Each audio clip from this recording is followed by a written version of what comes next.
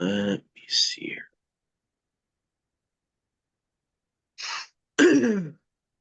Let me see. All right, everyone, we are live. Let me just get off of the share screen for a second. Shalom, everyone. Shabbat shalom. I'm Brother Doug, as always. My mom, Sister Sharon. Right next to me, we got Brother Dennis, Sister Marissa, and Brother Yahusha. And we've had some recent developments lately. So there's been a little bit of changes to the fellowship now. Just wanted to explain for anyone wanting to join, anyone that's wanting to find fellowship, there's going to be one main new rule that we're going to have to implement right now is those that are attached to certain fellowships that are preaching heretical doctrine. We are going to have to basically we are going to have to not allow anyone that is joining themselves, yoking themselves to heretical fellowships to hop on here and kind of do a flip-flopping type of thing. So what I mean is like there's certain fellowships out there and ministries out there that, if you followed us for a while, you'll be very aware of certain ministries that we do not approve of. Any ministries that we do not approve of, and maybe that's a whole nother video for a whole nother day to go through every ministry we would not promote or approve of. But any ministry that we don't approve of, we cannot allow people to come on here as guests. I would say, and I'm not trying to make it like I'm not trying to turn this into a Nicolaitan type of thing. What I'm trying to say is anyone that's joined to like extremely heretical assemblies that are preaching, like I would say, to use a scriptural term, damnable heresies or heresies that are extremely bad, or even assemblies that are allowing sin on purpose, continue and not doing what the right protocol is, and then those that are yoked either by just being in fellowship with the leader or befriending the leader and being in continual communion with that leader. I cannot allow you to come on here because we have to protect each and every one another from doctrines, not just doctrines, from spirits. Okay. This is how demons enter the assembly. Okay. When fellowships are not dealing with sin and they're allowing sin to continue and allow certain horrible sins to continue, then you're going to have a demonic problem. And then if someone is yoking themselves to that assembly, you're not just yoking yourselves to the humans in that assembly, but any spirits that are in that assembly. And I can't allow you to bring those spirits over here. I have control over that as a shepherd. Go ahead, Brother Yahusha. I'd just like to add, it's one thing if you're preaching something and you're unaware of it, and it's brought to your attention and you're willing to sit down and listen. I think anyone here, if someone outside of this assembly was to bring something to our attention, that is, hey, you said this, but this is what scripture says, can we sit down and talk about it? I think everyone here would be willing to listen, you know, that's one thing. If you're preaching something, then you're completely unaware of it, and it's brought to your attention, and you actually, take the time to listen, and you know, it's something completely different if you believe yourself to be above correction, and you won't hear anything that anyone outside of your assembly has to say. We're all Yashar, and we are all subject to one another and ultimately subject to Yahuwah. We're not individual. Can you help me out? You know what I'm trying to say. Yeah, like basically, like it's the issue of humbleness and it's the issue Mhm. of submitting to one another, which, by the way, Paul commands us to do. Yeah. Those of you out there that believe like we do that Paul's letters are scripture, they're not just opinion of a man. Okay. Mhm. then you have to adhere to everything he says, not just what you like he says. Everything he says, which includes that we are to submit to one another. We are not to think, well, because I want to teach this, it's okay to teach. And that's a whole nother topic for a whole nother day. But the idea of the concept of you're only supposed to teach truth, not what you want to teach. Okay.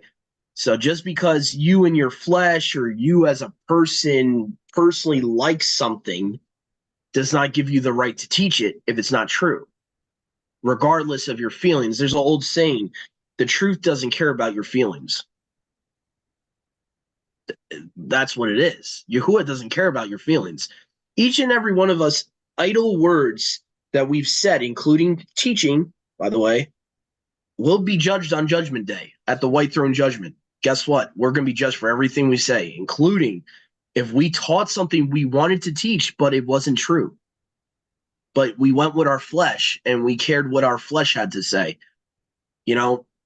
But that's a whole nother topic for a whole nother day. And another topic is because I hear this a lot too. Well, Messiah told me that this is scripture, and I'm going to teach it anyway. Just not to go on a whole nother tangent, but Yahuwah's not going to tell you something in scripture that contradicts the Bible. It doesn't work that way. His spirit doesn't work that way. Mm-hmm. So whatever spirit that's telling you that, by default, according to the scripture, not my opinion, not Brother Yahusha's opinion, not my mom's opinion, not anyone's opinion here. This is fact, not opinion.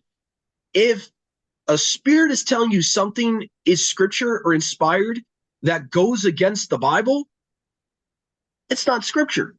And that's a lying spirit. I mean, if we are to go by that same thought process, then you got to throw away Deuteronomy 13. Then you might as well throw away Deuteronomy 13.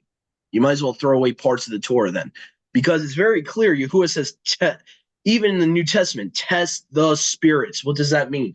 It means not every spirit that talks to you plants a seed in your mind is Yahuwah's spirit.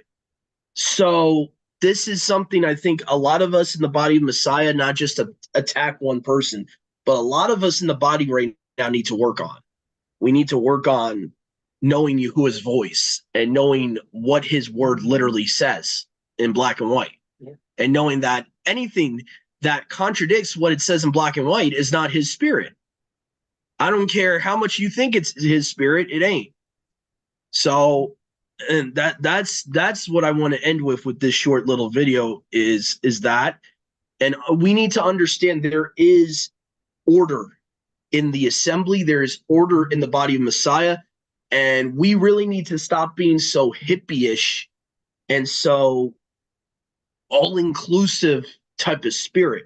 I really think part of the problem is there's a ecumenical demon that is running rampant in the body of Messiah right now, that we need to renounce our whatever religious background you came from. You need to renounce. If you don't take anything else away, you guys need to renounce where you came from, because what is happening is, doesn't matter what background you have, there was a spirit in every religion that people are being called out of, that Yahuwah is calling his people out of.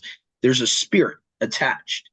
And until you renounce that spirit, you're going to be blinded. Yahuwah is going to allow you to be blinded, because Yahuwah wants you to himself. He is a zealous mighty one. And some people would even use the word jealous, which I don't mind, because we are his bride. Okay. He's allowed, a man is allowed to be zealous or jealous over his bride. Okay. So he wants us to himself. He doesn't want us, dibbling and dabbling. Oh, we're trying to worship him when we're still with Baal. Okay. It doesn't work that way. Okay. And that's what the Samaritans did. If you want to look in scripture, see how the Samaritans were looked upon, okay? When they tried to still worship Baal and then want to worship Yahuwah at the same time. Go ahead, Brother Yahusha. Which, I think it really starts off with, if you cannot admit that, just to add to it, if you cannot admit that when you were in Christianity, you didn't have the truth, then you can't let go of it. We have a lot of people that have come into this walk and, they can't admit that they were in a lie. Um, you have to Yeah. completely come out of her. It Yeah. doesn't matter if Yahweh, you were at the very edge of it and Yahweh was leading you into the truth. Like you were not in the truth up until you completely came out of it. If that makes any sense.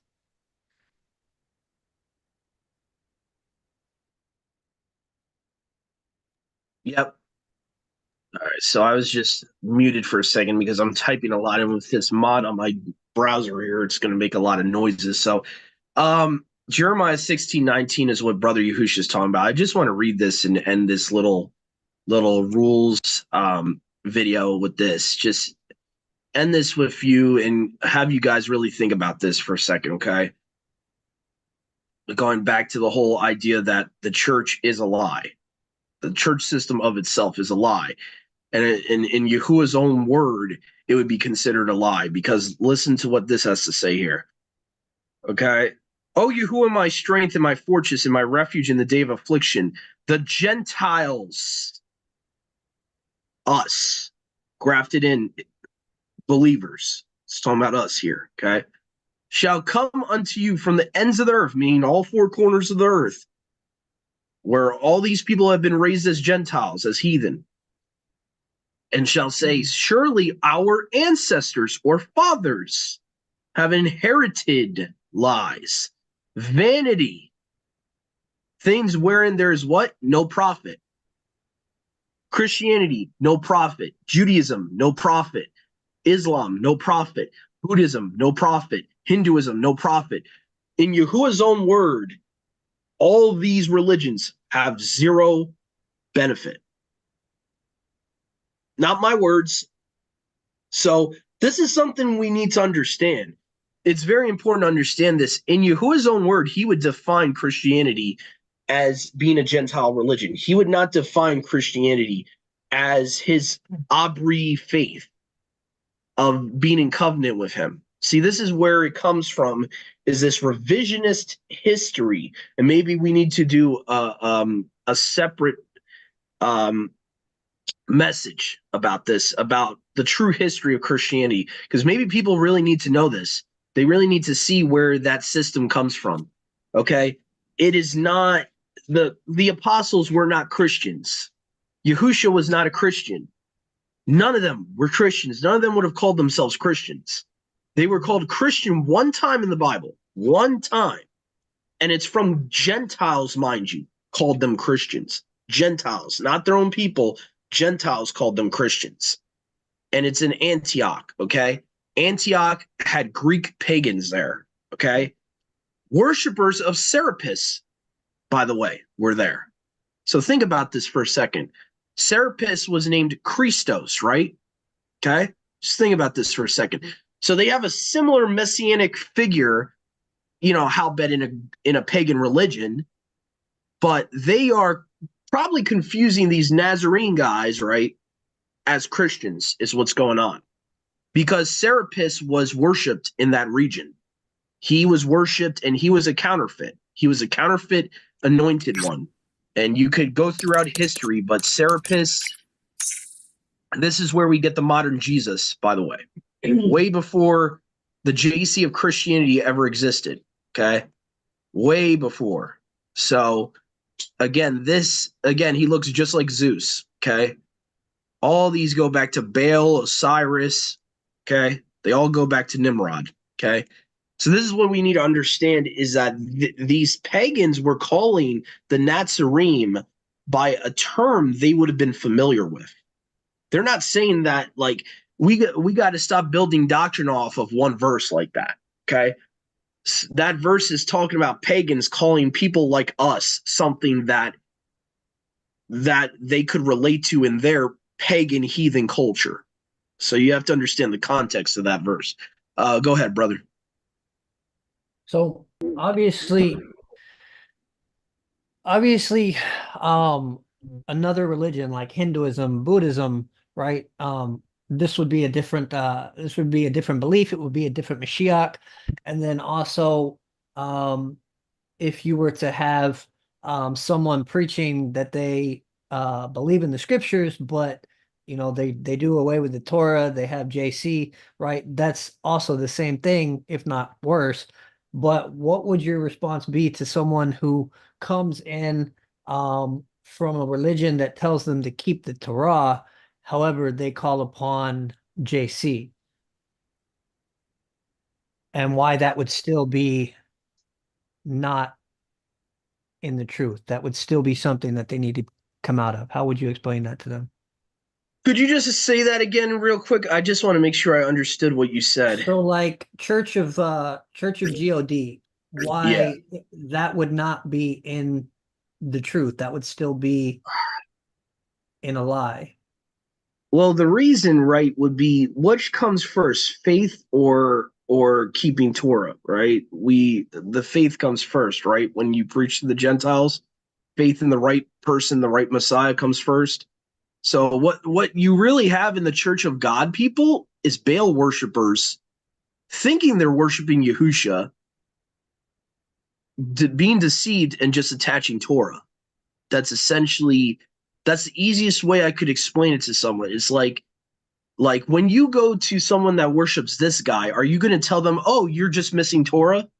Or are you going to say, "You got the wrong God. Let me tell you about the living Elohim," right? You're going to tell them that first, then you give them Torah. So if someone's still worshiping this guy right here, them keeping Torah doesn't matter. They're still going to be lost on Judgment Day. Why? Because they're not in faith with the right Mighty One. They're what is that going to do them? Yahuwah's going to be like Yahusha on the throne on Judgment Day. He's going to say to many Christians, well-meaning Christians, "I don't know you. I never had a relationship with you. I don't know you. I'm not that GC guy." He's going to tell many people.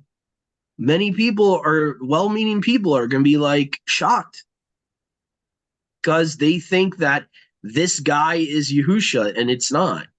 He is Baal. He's Nimrod. That's what this guy is. And, many people, I would say even before the White Throne Judgment, many people are going to take the mark of the beast because of this. People don't realize how serious this is. If you're not in covenant with the right person, then, everything you do, you could lead a very righteous lifestyle and think you're serving the right person, and you could not be serving the right person. And this is what we're trying to say here, guys, is that covenant comes before law. You have to be in covenant with Yahuwah to be able to keep his law. And this is something we're not taught because Christianity teaches us like the exact opposite, that everyone is his children, and everyone, his word is for everyone. Well, really, when you look at the context of who his word was given to, it wasn't given to everyone. It was given to his people and the people that were grafted in, right? The Gentiles that were grafted in. No one else. It didn't really belong to anyone else. Because to keep his law, you have to be in covenant with him. You can't be out of covenant, worshiping another God, and then say, "Oh, I really like this book, the Bible." That's not how it works. That's how this society, you know what I'm saying? That's how this society makes you think, but that's not how it works to Yahuwah. He's like, "No, you want to believe in my book, guess what? You gotta be in covenant with me. You want to follow this, you gotta be in covenant with me. You can't stay Gentiles." Okay? See, that's the thing. Christianity tells you and gives you this fib, this fantasy that you can stay a Gentile and be in covenant with the Most High. It doesn't work that way. It just doesn't. So, again, guys, I mean, you can do your own research for yourself, but Serapis, that's where they get the term Christos from, okay? Serapis was one of many versions of Baal that they called. Christos was like a title they would attach to the end of a false messiah's name. So, like, for example, Krishna Christos, Mithra Christos, Serapis Christos. That's where Christos comes from. So he is the literally the Greek version of Osiris. It says it right here. Okay. Serapis was spread. Um, that's Serapis. Therapist. He is literally, you could say he is another version of Zeus. As you can see here, he looks exactly like the Greek Jesus that you see in many paintings. This is where you get the, like, if you look up other paintings of JC, there's not only the Caesar Borgia, you have, I'll show you something here. Jesus equals Zeus. Watch this. There's a Greek painting side by side that shows exact image. See if I can find it here. So this is an older Greek type of imagery of JC or Jesus. Okay. Very similar. Got the beard, you got the curly long hair, the eyes are similar, the nose is similar.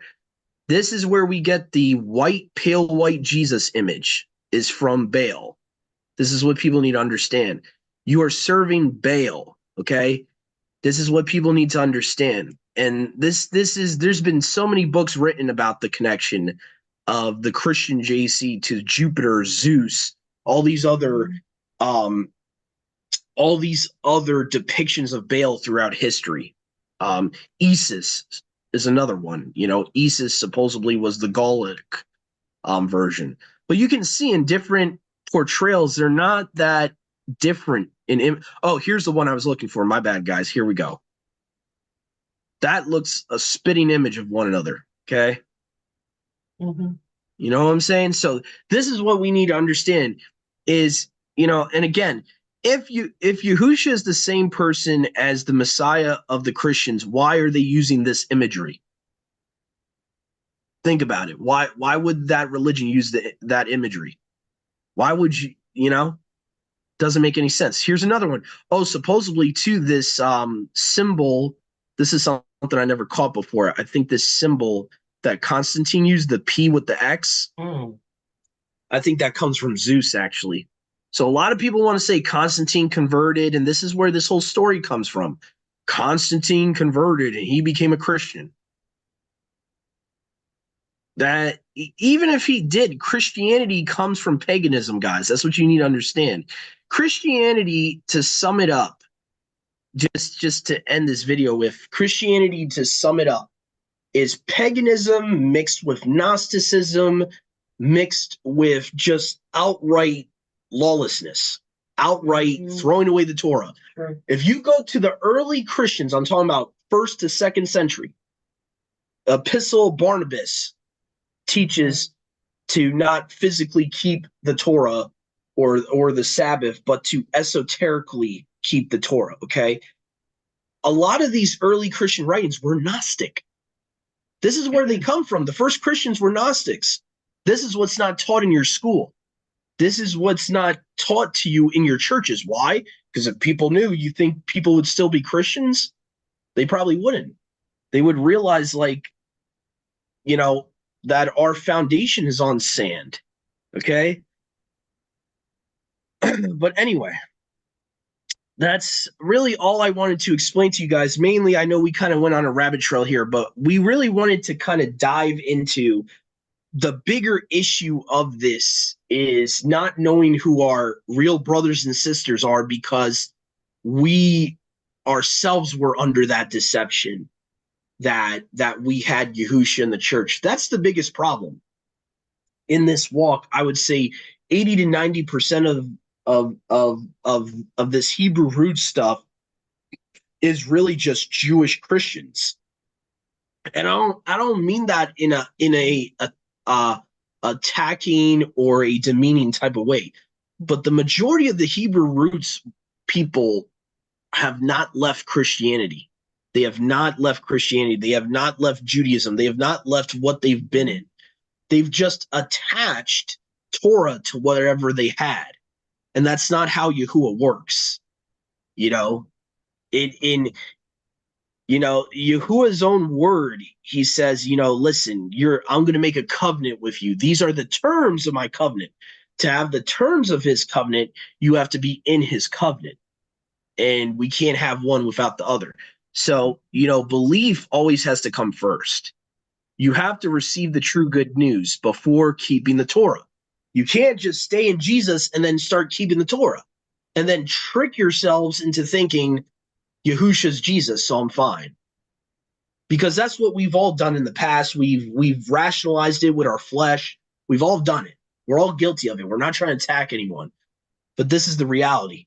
This is the reality. A lot of us need to really look in the mirror and ask Yahuwah to show us this, to show us what we need to do, because I'm tired of our brothers and sisters being in bondage and being in spiritual bondage and putting themselves, holding on to an identity that's no longer theirs. If you really believe the Most High has called you out of Christianity, you are not a Christian anymore. The Christians are not your brothers and sisters. They're outsiders that need to be witnessed to, okay? That's what they are, according to Scripture. They would be outsiders.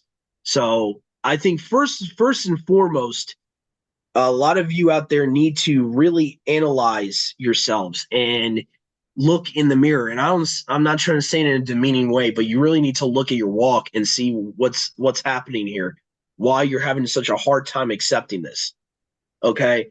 Number two, those of you that are leaders out there, this is the last thing I want to end with. Those of you that are leaders out there that are still under this spirit of ecumenicalism, as far as what Yahuwah's word is concerned, if you have not come to the understanding of what Yahuwah's Basora really is, and that Yahuwah is not an inclusive Elohim, he's an exclusive Elohim, if you have not been able to accept that, I mean this with all humility, you don't deserve to be a shepherd, and you need to step down, with all due respect, because you are still under an ecumenical spirit and a universalist spirit, and you need to step down.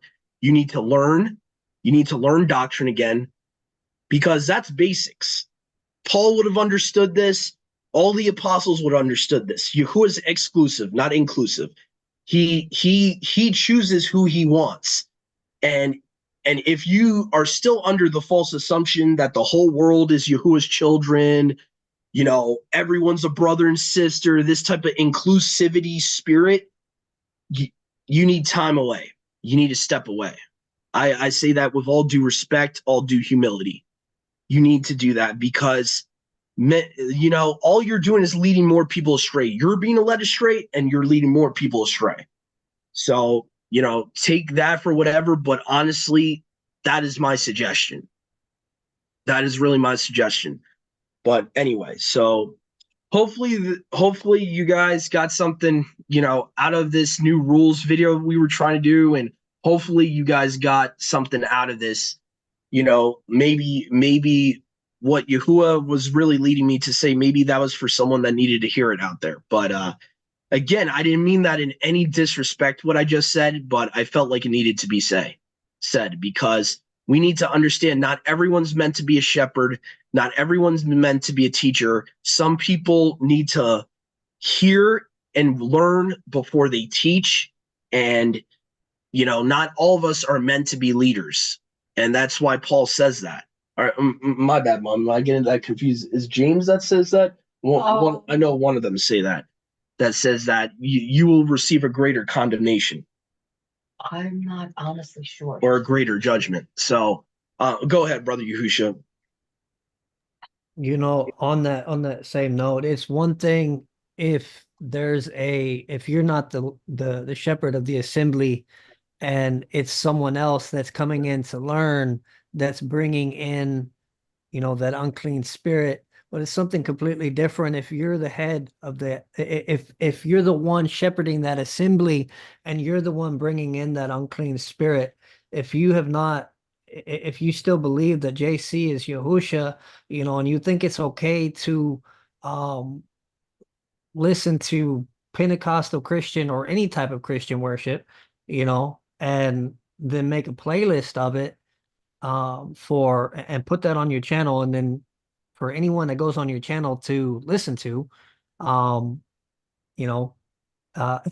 it regardless of the type of Christianity, but I think it's even worse if that Christianity is openly heretical like Bethel or IHOP, and you think that's okay to put that music on a playlist for all of Yasharal to go in and listen to, um, you know, that's I don't even have words for that.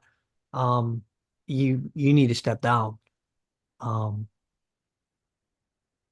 Yeah. because you're the one bringing in that Kundalini spirit. That's right. Yeah. Yeah. I mean that should be an obvious thing.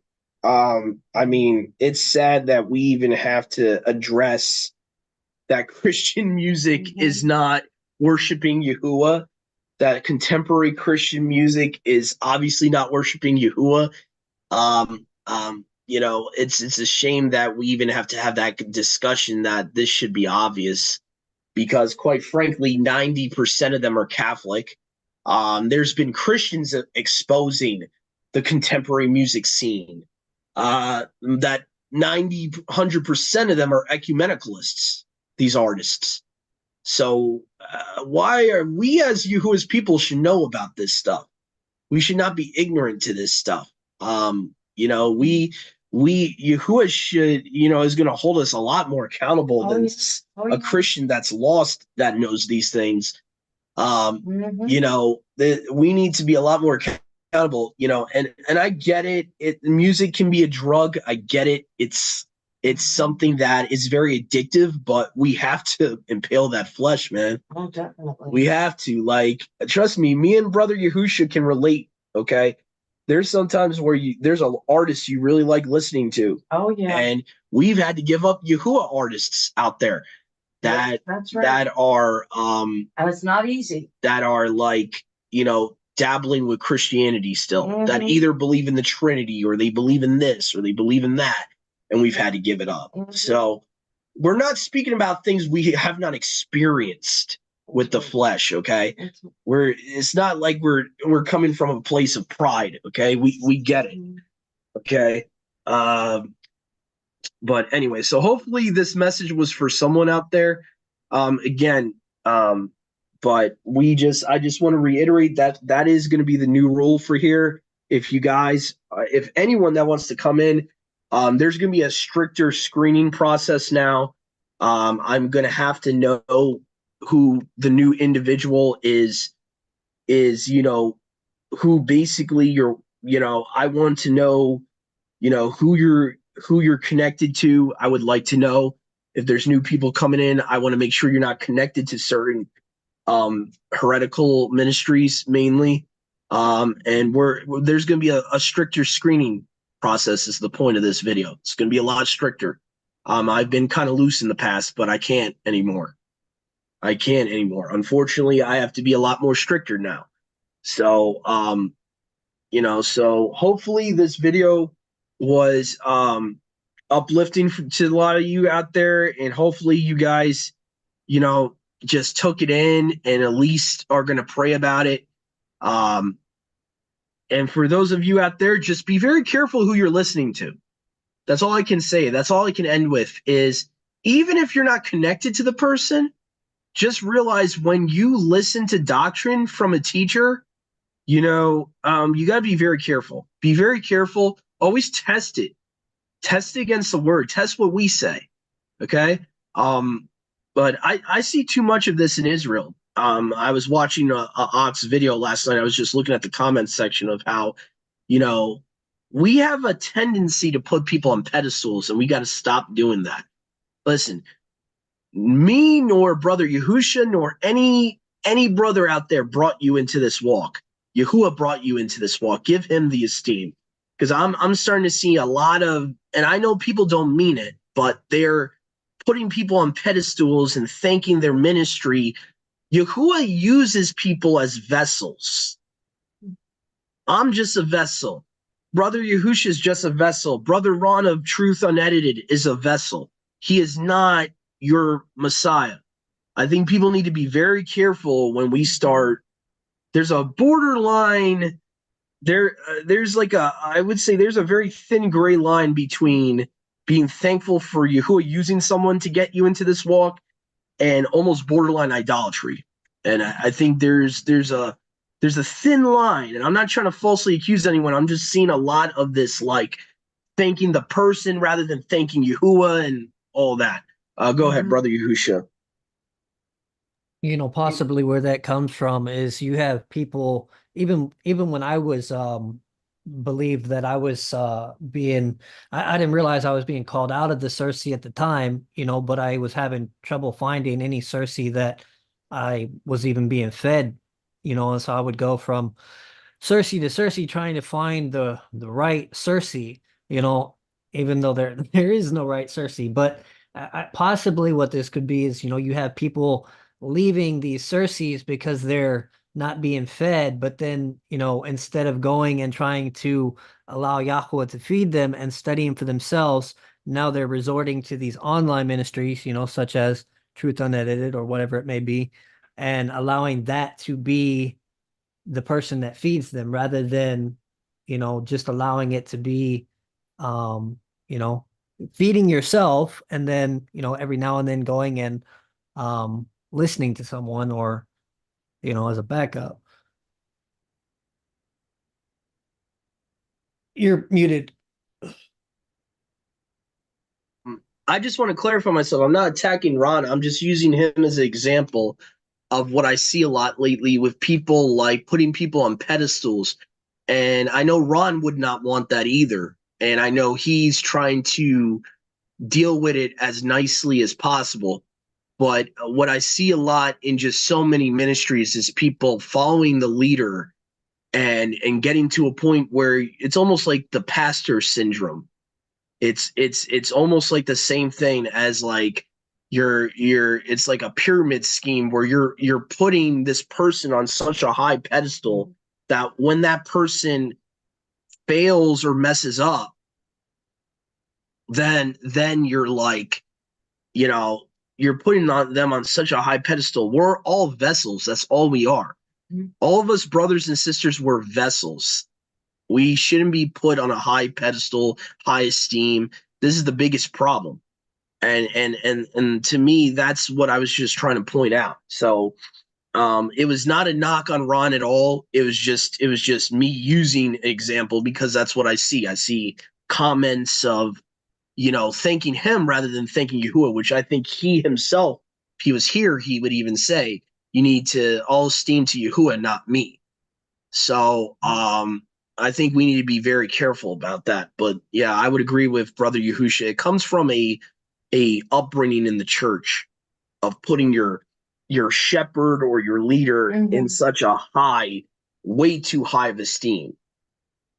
And the Hebrews did it as well. They did it with Moses. They did it Yeah. with Masha. When after Masha was dead, and when you fast forward to the New Testament time period, what did they do? They said, "Oh, are you better than Moses? Are you better than Abraham?" They esteemed men, mortal men, on almost like a god status. Like it's not good. It's not tube at all. We need to stop doing that. So anyway, that's end of my rant there. But hopefully you guys got something out of this little message here. We're obviously going to do our regular study. After I end this recording, we'll start a new one. Stay tuned, everyone. We're going to do 1 Kings 6 to 8. I believe we left off at chapter 5 last week, so please stay tuned, everyone. We'll be back very shortly.